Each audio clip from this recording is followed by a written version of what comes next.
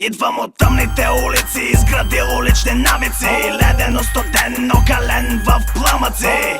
Озлобен към всичките навлеци. Записи пълни супреци към тези пиявици. Всеки ден сблъсъци с най-различни заплеси. Рапъри с труден живот, а живеят в замъци. Нещастници, наричащи се един друг гангстери. С крясъци, бягащи при по-сериозни набези. Разрези правят душите им с моите лирики. Колко ли такива играчи съм пратил в клиники. Господи, помня ли, сигурно са хиляди. Може би за това ни наричат изроди. Въпреки тези ни черти сме усмихнати.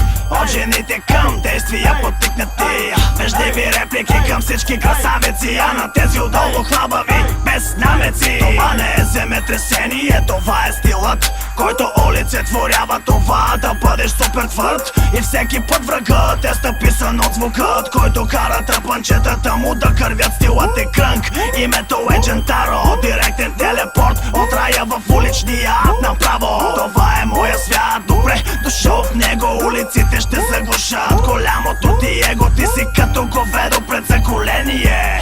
Твоето мнение тук е без значение. Ще послужиш на хората за забавление. Ще дам на народа хляб и развлечение. А ти не си навярай газагата там, където премяваме пишки големите. По-добре скапчета ти се наяши във ваната, банята си стрежи вените. Аз ще направя каквото е нужно да вдигна нагоре тълпата. Горе ръцете, горе главата, майче е време тълпата да скача. Когато те чуя се чудя кой е младежа. Не вежа за когото моя стил е прекалено тежък. За софт слушателите съм аудиотерорист. Продавам твърда дрога във формата на компакт диск.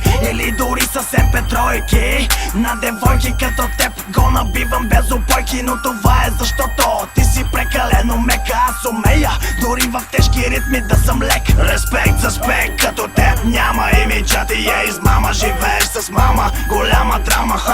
Ами говориш за калашници, но пред ядрените ми оръжия всичките сте палячовци. Зад микрофона сковани като роботи, а всяка моя фраза е граната във вашите окопи.